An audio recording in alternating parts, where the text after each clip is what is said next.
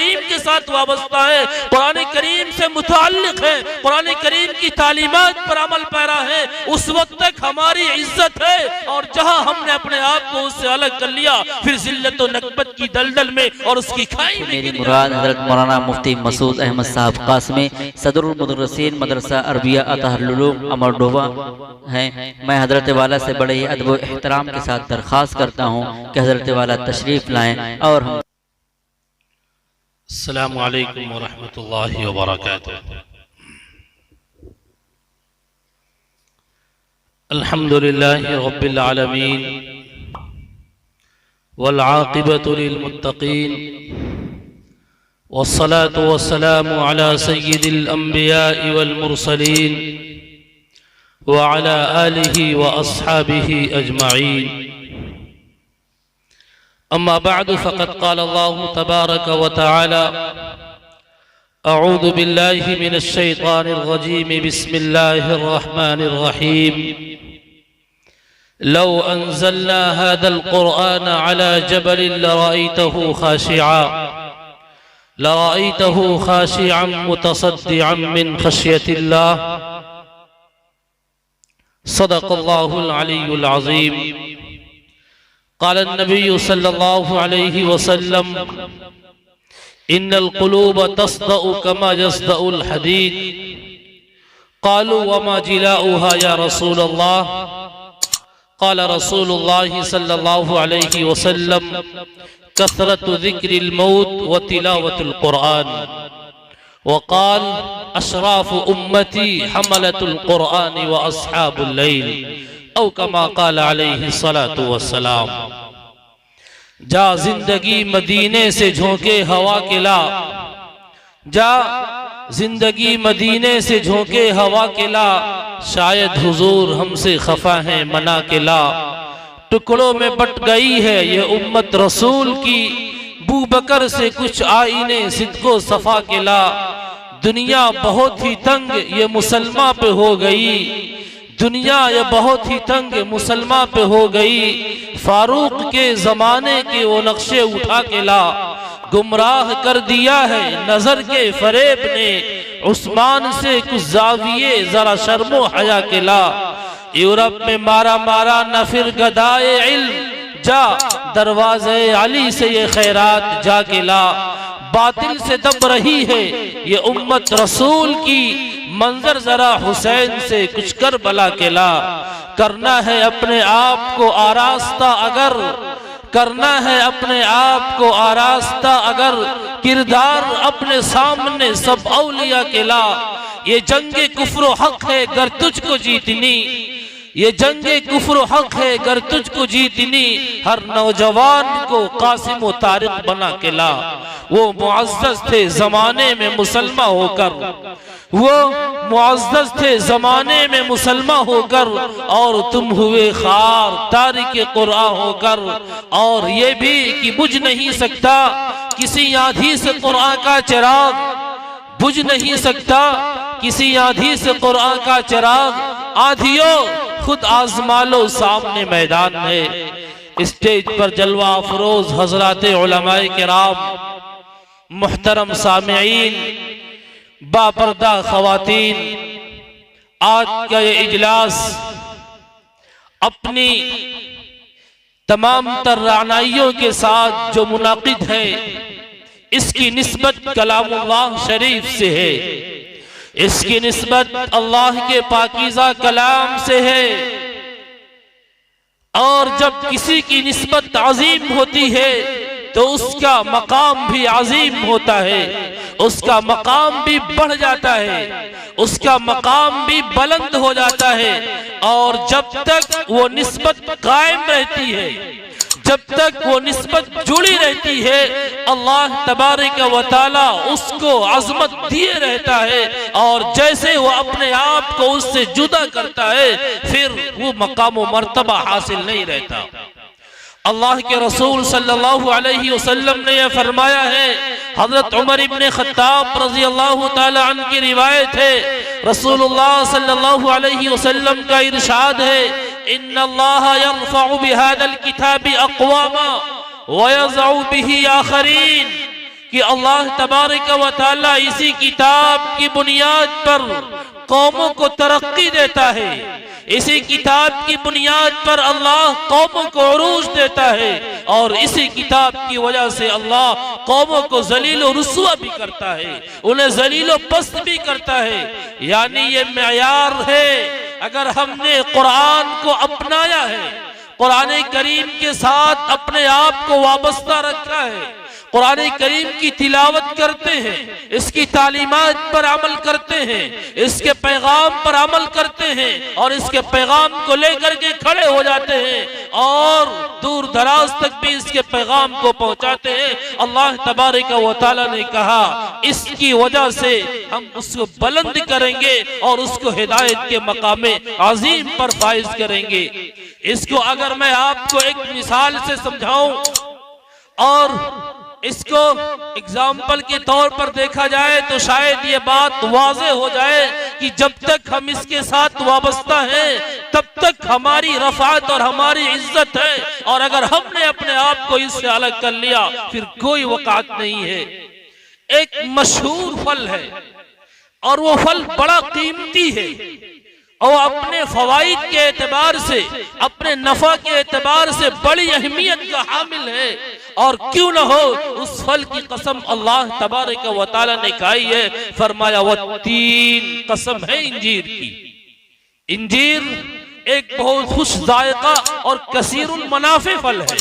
अल्लाह तबारक व तआला ने कसम खाई जरूर इसके अंदर कोई ऐसी खूबी और जरूर इसके अंदर कोई ऐसी बात होगी, अल्लाह तबारक व तआला इसकी कसम खा रहा है। हम जब इसको मार्केट और बाजार में लेने के लिए जाते हैं तो इसकी कीमत आप देखते होंगे 2000-4000 रुपए किलो। जिस तरीके से उसकी क्वालिटी है उस तरीके से उसकी कीमत है। हम उसको 4000 रुपए किलो तक लेकर के आते हैं। कभी हमने सोचा और गौर किया कि वो जो इंजीर है वो इंजीर एक रस्सी के अंदर पिरोया हुआ है, वो एक रस्सी के अंदर वो पिरोया हुआ है। हम उस इंजीर की कीमत भी 4000 रुपए किलो अदा करते हैं और उस रस्सी की कीमत भी 4000 रुपए किलो अदा करते हैं। जिसको हम घर ला करके जो हम उसको अलग करते हैं, फिर उस रस्सी का काम ये है वो डस्टबिन में है और वो कचरे के डब्बे में है, उसका कोई और इस्तेमाल नहीं है। अब अगर कोई उससे ये कहे कि देखो मैं 4000 रुपए किलो इसके लेकर के आया हूं, जरा इस रस्सी को तुम 100 रुपए में खरीद लो, 50 रुपए में ही खरीद लो, कोई उसको खरीदने के लिए तैयार नहीं होगा। तो जिस तरीके से जब तक वो अपने सीने में और अपने अंदर उसने उस इंजीर को पिरोए हुए है और उसको जगह दी है, उस वक्त तक उस रस्सी की कीमत है और उसकी कीमत इंजीर के बराबर है। इसी तरीके से जब तक हम कुरान करीम के साथ वाबस्ता है, कुरान करीम से मुताल्लिक है, कुरान करीम की तालीमात पर अमल पैरा है, उस वक्त तक हमारी इज्जत है। और जहां हमने अपने आप को उससे अलग कर लिया फिर जिल्लत और नकबत की दलदल में और उसकी खाई में गिर जाएंगे। बड़े अजीम शख्स हैं और दारुल देवबंद के वो सबसे पहले तालिब इल्म जिन्हें दुनिया शेखुल हिंद रहमतुल्लाहि अलैह के नाम से जानती है, जब वो माल्टा की जेल से वापस आए तो उन्होंने तमाम लोगों को जमा करके और उलमा को जमा करके खास तौर से ये कहा कि मैंने जेल की तन्हाइयों में और दीगर मौके पर मैंने जो गौर खौज किया है कि ये मुसलमान अपने दीनी और दुनियावी हर हैसियत से जो जिल्लत और नकबत की खाई में गिर रहे हैं, जो जिल्लत और नकबत की पसवाई की तरफ जा रहे हैं, मैंने इसका जो हल तलाश किया है और जहां तक मेरी निगाह पहुंचती है इसके दो असबाब हैं। पहला सबब तो ये है कि इन्होंने आपस के इत्तेहाद और इत्तेफाक को खो दिया है, इन्होंने आपस में इख्तिलाफ और मुखालफत पैदा कर ली है। और दूसरा ये है कि इन्होंने कुरान करीम के हक को छोड़ दिया, कुरान करीम से अपना रिश्ता कमजोर कर लिया, कुरान करीम से अपने आप को अलग कर लिया। ये दो वजह है जो इस उम्मत के दीनी और दुनियावी हर एतबार से जो पसपाई के असबाब हैं। इसलिए मैं आहद करके आया हूँ और मैं ये पूरा आहद करके आया हूँ कि मैं कुरान करीम की तालीम को आम करूंगा। जो बड़े हैं उनके लिए मैदान के लिए मसाजिद में जो तालीम कुरान है, तालीम कुरान के हल्के लगाए जाएंगे और जो बच्चे हैं उनके लिए मकतब में पढ़ने का इंतजाम किया जाएगा, मदरसे में पढ़ने का इंतजाम किया जाएगा। बड़े बाबरकत हैं वो लोग और बड़े खुश नसीब हैं वो लोग जो कुरान करीम पढ़ते हैं और कुरान करीम पढ़ाते हैं। बड़े खुश नसीब हैं वो लोग जो अपने बच्चों को और खुद अपने आप को इस बात पर आमादा रखते हैं और इस बात पर तैयार करते हैं कि तिलावत कुरान के साथ साथ वो अपने सीने में भी कुरान करीम को महफूज कर ले, अपने सीने के अंदर भी कुरान करीम को याद कर ले। ऐसे सीने बड़े ही काबिल फख्र और काबिल मुबारकबाद हैं। अल्लाह तबारक व तआला हम सबको कुरान करीम से सच्ची अकीदत और मोहब्बत अता फरमाए। कुरान करीम कल क़यामत के दिन हाफिज कुरान से कहा जाएगा, पढ़ता जा और जन्नत के दर्जात पर चढ़ता जा। फ़इन्न मंज़िलका इंद आखिरी आयतिन तक़रऊहा, तेरा मकाम व मर्तबा वो होगा जहाँ पर तू आखिरी आयत पढ़ेगा, जहाँ पर तू आखिरी आयत की तिलावत करेगा, तेरा मकाम और तेरा मर्तबा वो जगह होगी। एक हाफिज कुरान से कहा जाएगा। तो वो जगह और वो पढ़ने पढ़ाने वाले ये सब के सब बहुत ही ज्यादा काबिल ताज़ीम भी है और काबिल अज़मत भी है। कुरान करीम की अज़मत का आप अंदाजा लगाएं। कुरान करीम आप इसके तारुफ को खुद कुरान से पूछ सकते हैं। कुरान करीम की अज़मत को जनाब नबी करीम सल्लल्लाहु अलैहि वसल्लम ने मुख्तलिफ अंदाज में मुख्तलिफ मौक़े पर फरमाया। कहीं फरमाया खैरुकुम मन तअल्लमल कुरान व अल्लमह, तुम में सबसे बेहतर वो है जो कुरान सीखता है, जो कुरान सिखाता है। कहीं फरमाया अशराफ उम्मती हमलतुल कुरान व अस्हाबुल लैल, सिर्फ एक गांव, एक बस्ती, एक सूबा, एक स्टेट, एक मुल्क नहीं, बल्कि मेरी उम्मत के जो बाइज्जत, मेरी उम्मत के जो बाशरफ लोग हैं वो है जो हामिलीन कुरान है, वो है जो आमिलीन कुरान है, वो है जो हाफिजीन कुरान है और जो रातों को जाग कर और रातों को उठकर अल्लाह को याद करते हैं। कुरान करीम की अज़मत का अंदाजा लगाइए। मजलिस नबवी है, सिद्दीक़ अकबर भी मौजूद हैं, उमर फारूक रज़ी अल्लाह तआला अन्हुमा भी मौजूद हैं, सहाबा किराम के मजलिस है और हज़रत उमर फारूक रज़ी अल्लाह तआला अन्हु के हाथ में तौरात का एक टुकड़ा है, पूरा नुस्खा नहीं है, उसका एक टुकड़ा है। जो तौरात वो अल्लाह तबारक व तआला की नासिल करता किताब। कुरान ने कहा इन्ना अंज़लना तौरात फ़ीहा हुदन व नूर, हमने तौरात को उतारा है, वो हिदायत भी है, वो रोशनी भी है, उससे आदमी मंजिल तक पहुंच जाता है। लेकिन जब कुरान आ गया तो कुरान आ जाने के बाद अब किसी का सिक्का नहीं चलेगा, अब चलेगा तो सिर्फ कुरान का सिक्का चलेगा। अब बात मानी जाएगी, कुरान की बात मानी जाएगी। अब हुक्म चलेगा तो कुरान का चलेगा।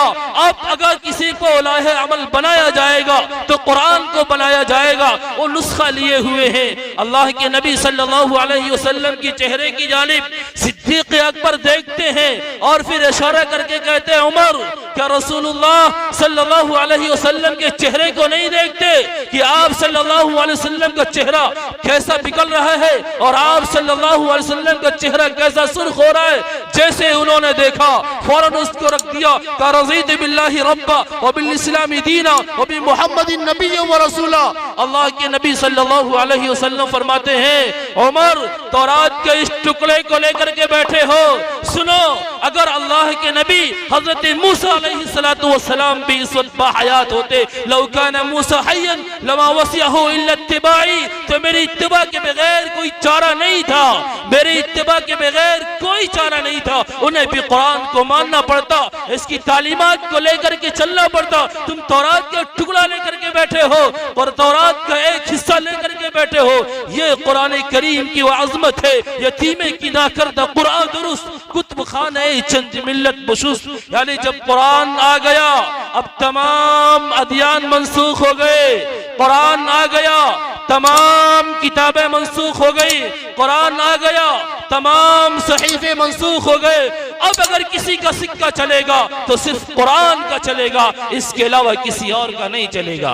तो अगर कामयाबी और कामरानी चाहते हैं तो कुरान करीम से अपने आप को वाबस्ता रखें, कुरान करीम की तिलावत करे, कुरान करीम पर अमल पैरा हो, कुरान करीम के पैगाम पर अमल करे, कुरान करीम के पैगाम को लेकर के उठे।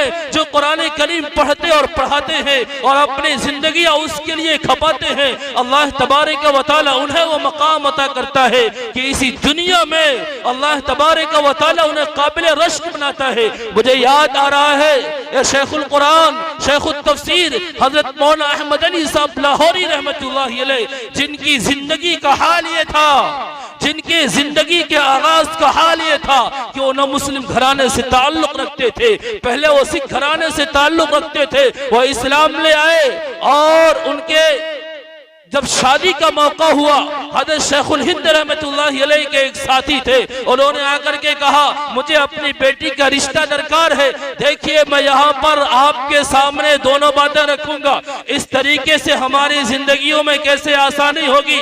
मैंने गुज़श्ता साल भी ये आपके सामने दरखास्त रखी थी कि हम निकाह को जितना ज्यादा आसान और निकाह को जितना ज्यादा सहल बनाएंगे, अल्लाह तबारक व तआला उतनी ज्यादा हमारी जिंदगी में बरकत देगा, और निकाह जितना ज्यादा सहल और आसान होगा उतना ही ज्यादा ज़िना, बेहयाई और बदकिरदारी मुश्किल होगी, और उतना ही उस पर कदगन लगेगी और रोक लगेगी, और जितना ही ज्यादा इस पर कदगन और रोक लगेगी उतना ही उसका ईमान भी महफूज होगा, उतना ही उसका अकीदा भी महफूज होगा। इसलिए कि अल हया वल ईमान कुरानाउ जमिया, हया और ईमान ये दोनों जुड़वा हैं, हया और ईमान दोनों लाजिम व मलजूम हैं। अल हया वल ईमान कुरानाउ जमिया, इदा रुफिया अहदुहुमा रुफिया अल आखर, जब इसमें से किसी एक को उठा लिया जाता है तो दूसरा खुद ब खुद उठ जाता है, अगर इसमें से एक चला जाता है तो दूसरा भी नहीं रुकता। एक मौके पर अल्लाह के नबी सल्लल्लाहु अलैहि वसल्लम ने फरमाया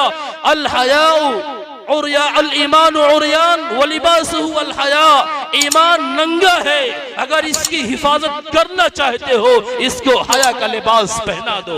ईमान नंगा है, अगर इसकी हिफाजत करना चाहते हो इसको हया की चादर उड़ा दो, इसको हया का लिबास पहना दो, वो हया भी महफूज होगी, तुम्हारा ईमान भी महफूज होगा।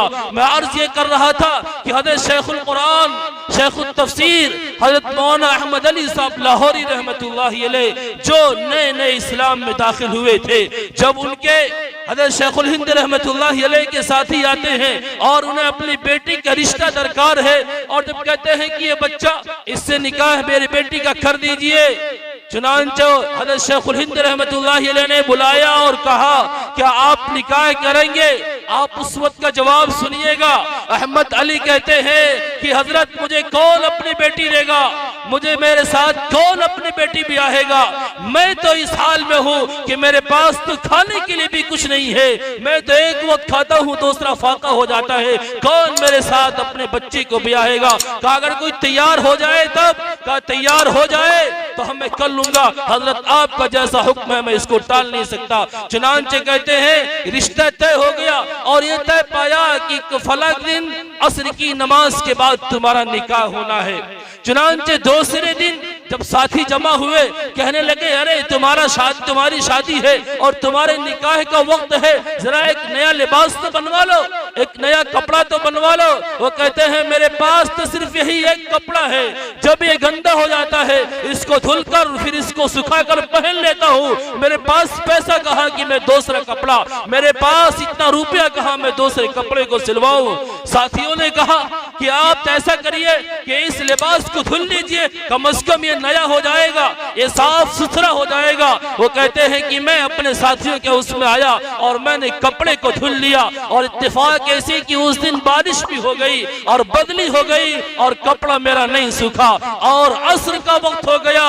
अब वही कपड़ा जो कल मैं पहनकर दरसगाह में बैठा था और आज वही कपड़ा भीगा हुआ है और मैं असर की नमाज में हाजिर हूँ, और अल्लाह तबारक व तआला ने क्या कलेजा दिया था और क्या जिगर दिया था मेरे बीवी के वालिद को कि उन्होंने देखा कल भी वही कपड़ा था जो सूखा था और आज भी उसके बदन पर वही कपड़ा है, उसके बावजूद उसने अपनी लाडली बेटी के मेरे हवाले कर दिया और उसका मुझसे निकाह कर दिया। यह उसकी जुर्अत और हिम्मत को सलाम है, यह उसके ईमानी जज्बे को सलाम है। यह उस वक्त का हाल ये है कहते हैं जब रुखसत होकर के आए और जब भी फिर अपने मायके जाती है तो लोगों ने पूछा और घर वालों ने ये पूछा कि बतलाओ बेटी तुमने ससुराल कैसा पाया। अब सोचिएगा कि उस वक्त का हाल क्या है। अभी खाने के लिए भी सही से इंतजाम नहीं है, एक जोड़ी कपड़ा है, दूसरे कपड़े का भी इंतजाम नहीं है।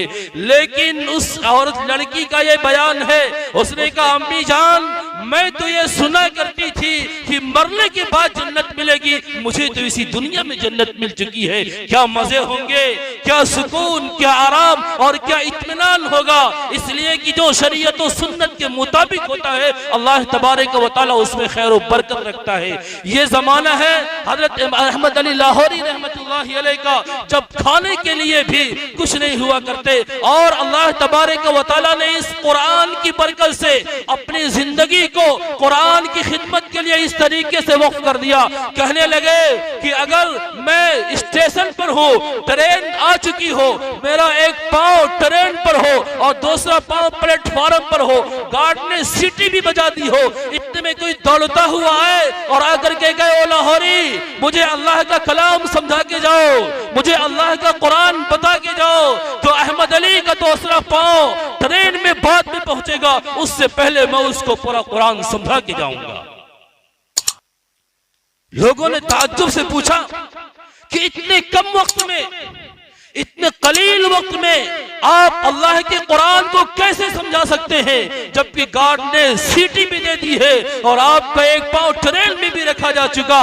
कितनी मेहनत की होगी और कितना अपने आप को कुरान करीम के लिए खपाया होगा, कितना तपाया होगा। सही है, कांटों में जो खिलता है, शोलों में जो पलता है, वो फूल ही गुलशन की तारीख बदलता है। कहते हैं कि मैं उसको अल्लाह का कुरान पहले समझाऊंगा, मेरा दूसरा पांव ट्रेन में बाद में पहुंचेगा।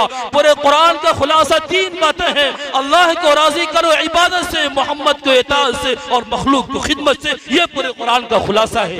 किस तरीके से मुख्तसर से लफ्जों में पूरे कुरान का खुलासा जिक्र कर दिया कि अल्लाह को राजी करो इबादत के साथ, मोहम्मद अरबी सल्लल्लाहु अलैहि वसल्लम को राजी करो इताअत के साथ और मखलूक को राजी करो खिदमत के साथ। अल खल्क़ु अयालुल्लाह फअहब्बुल खल्क़ि इलल्लाहि मन अहसन इला अयाली। पूरी मखलूक की अल्लाह का कुंबा है और इस मखलूक में अल्लाह को सबसे ज्यादा महबूब और पसंदीदा वो है जो उसके कुंबे के साथ बेहतरी का मामला करने वाला हो, हुस्न सलूक करने वाला हो, उसके साथ हुस्न मामला करने वाला हो, उसके साथ हुस्न अखलाक का मामला करने वाला हो। वो इमाम अहमद अली लाहौरी कहते हैं एक जमाना वो था, इस कुरान की बरकत से आज ये हाल है कि मेरे घरों में ताइफ से फल आते हैं और यहाँ से नहीं दुनिया के दूसरे मुल्कों से खाने के लिए आते हैं। और जो बड़े अमीर घराने की औरतें हैं वो हमारे घरों में तबर्रुक के तौर पर झाड़ू लगाने के लिए आती है। चलो मैं उस शेखुल कुरान के घर में, उस शेखुल तफसीर के घर में झाड़ू लगा दूं और मुझे भी कुछ बरकत मिल जाएगी।